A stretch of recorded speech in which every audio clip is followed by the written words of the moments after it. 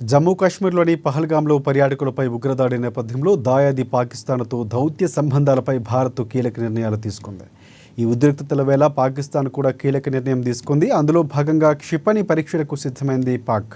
ఇవాళ రేపు కరాచీ తీరం వెంబడి ఎకనామిక్ ఎగ్జిక్లూసివ్ జోన్లో భూతలంపైకి ప్రధానంగా క్షిపణి ప్రయోగాలు నిర్వహించేందుకు